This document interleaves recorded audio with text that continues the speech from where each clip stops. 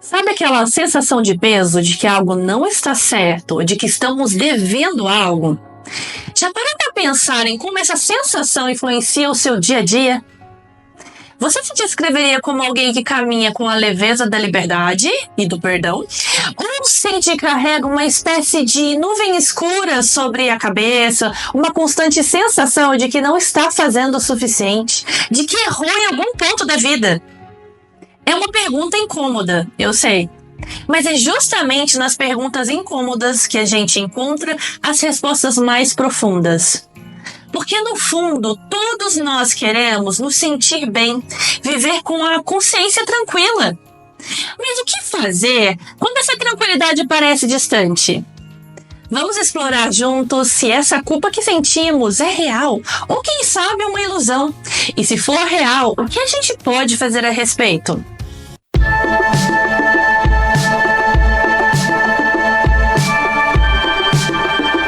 Olá, questionadores! Sejam muito bem-vindos!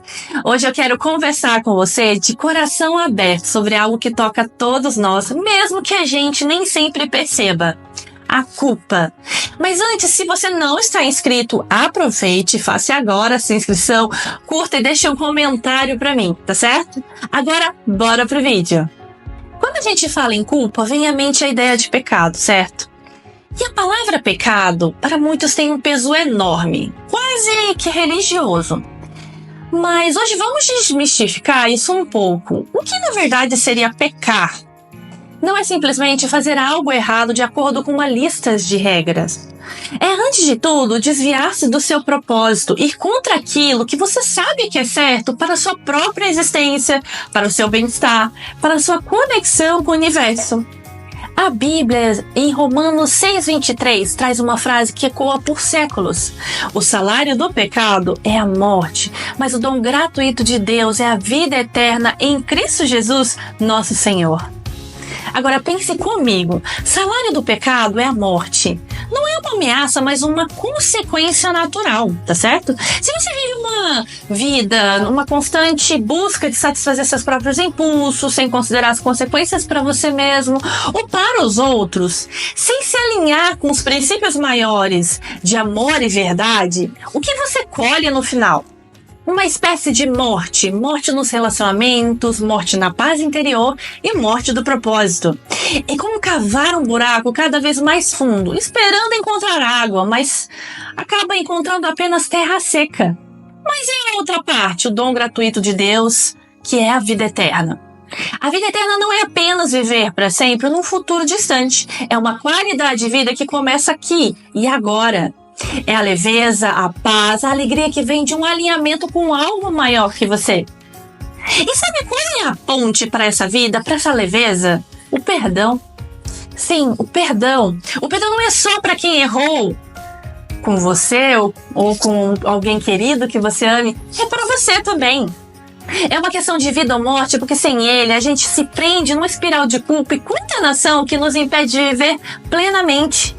Agora vamos mergulhar mais fundo na raiz dessa culpa. O que nos torna culpados? Muitas vezes pensamos que é a lista de coisas que fazemos de errado, como mentira, roubo, falha. Mas a verdade é que a nossa culpa e a raiz dela vai além das nossas ações. Ela está na nossa natureza mais profunda.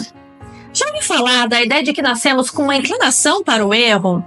Não é que nascemos ruins, mas que a gente já vem com uma certa autossuficiência, uma vontade de fazer as coisas do nosso jeito, da nossa maneira, de buscar nossa própria cisterna de água.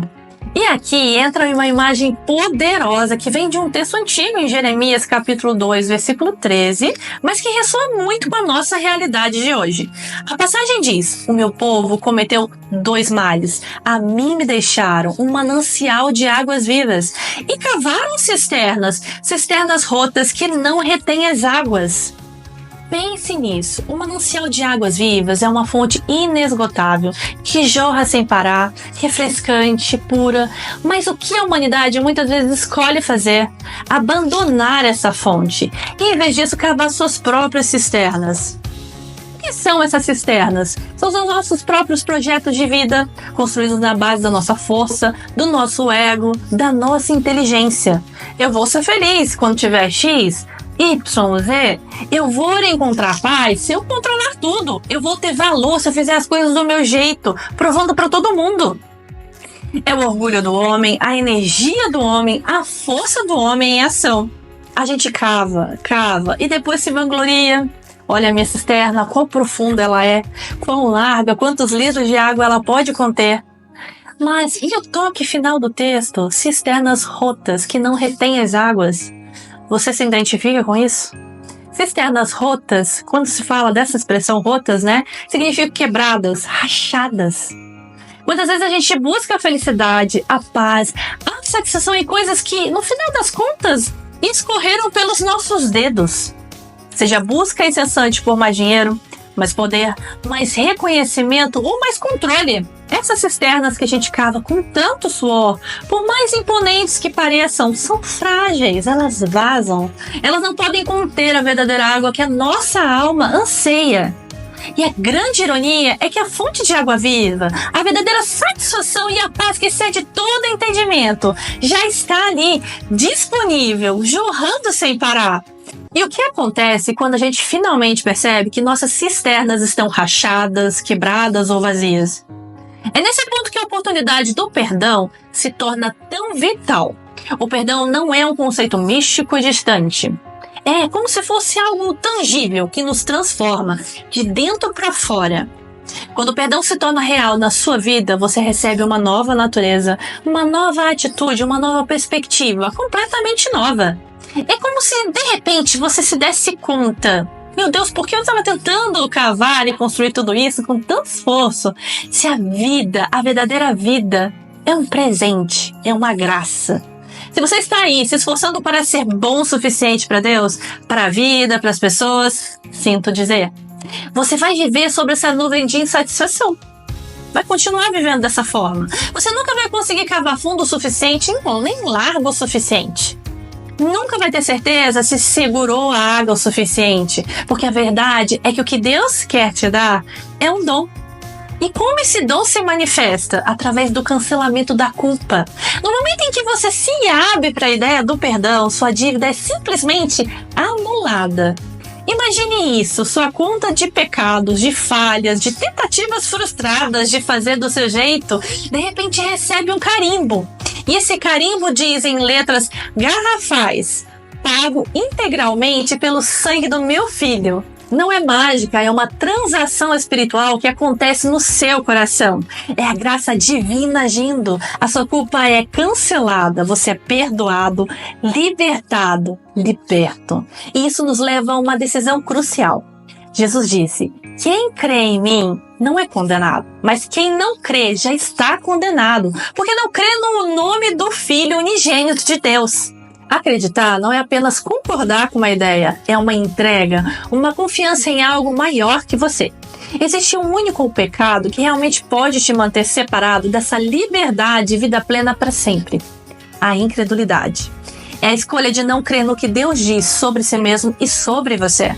É a insistência em cavar sua própria cisterna, mesmo diante da fonte de águas vivas. O perdão não é apenas sobre o que acontece depois da morte. É sobre a vida que você começa a viver agora. Quando você recebe o perdão dos seus pecados, você literalmente nunca morre no sentido espiritual. Lembra que Jesus disse a Maria e a Marta sobre Lázaro? Ainda que morra, viverá. E todo aquele que vive e crê em mim nunca morrerá. É uma promessa de vida ininterrupta, uma qualidade de existência que transcende o tempo e as circunstâncias. A vida eterna não é algo que você ganha apenas quando o seu coração para de bater.